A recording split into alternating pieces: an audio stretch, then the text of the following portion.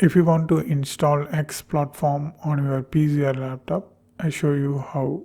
First open the browser you usually use. I just open Microsoft Edge.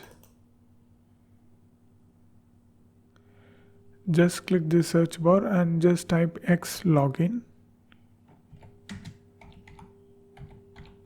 and search and open this first link.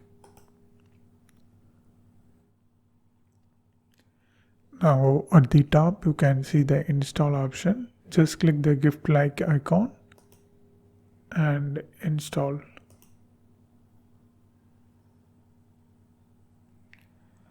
So create desktop shortcut and allow.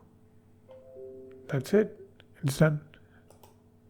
So you can see it's added. Awesome. Just click that and log into your X account. You are done. So if you want to know more videos about Windows PC or laptop, you need to watch this playlist.